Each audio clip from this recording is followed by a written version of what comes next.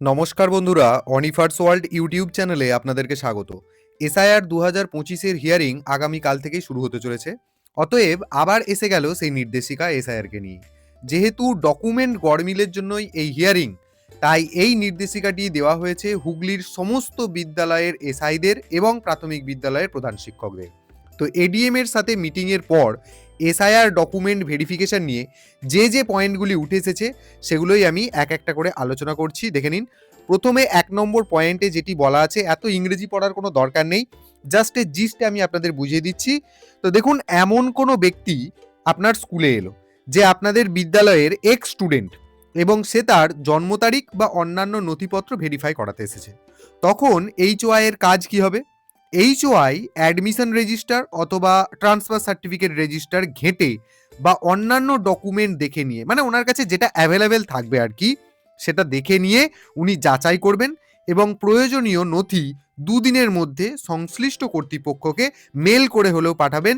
তাতে যদি ছুটি থাকে বা না থাকে, যাই থাকুক না কেন, মানে ছুটির দিন থাকলেও দুদিনের মধ্যে ওনাকে কাজটা কমপ্লিট করতে হবে। ২ নম্বর পয়েন্টে যেটা বলা হচ্ছে যে এসআইআর প্রক্রিয়া এবং এই ভেরিফিকেশনের টাইমে প্রত্যেকটি বিদ্যালয়ের প্রধান শিক্ষক বা টিআইসিকে বিদ্যালয়ে উপস্থিত থাকতে হবে যতদিন না এই প্রসেসটা কমপ্লিট হয়, এবং ছুটির দিন থাকলেও দুদিনের মধ্যে রেলিভেন্ট ডকুমেন্ট কর্তৃপক্ষকে পাঠাতে হবে।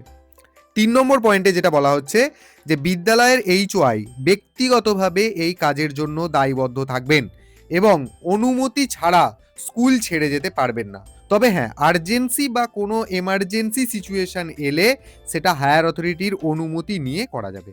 আর ৪ নম্বর পয়েন্টে যেটা বলা হচ্ছে, এসআইরা ব্যক্তিগতভাবে ডকুমেন্টস যাচাই এবং কাউন্টার সাইন করবেন এবং নির্ধারিত সময়ের মধ্যে তাদের ডিউটি পালন করবেন, এবং এসআইরাও ঊর্ধ্বতন কর্তৃপক্ষের অনুমতি নিয়েই কর্মস্থল ত্যাগ করতে পারবেন।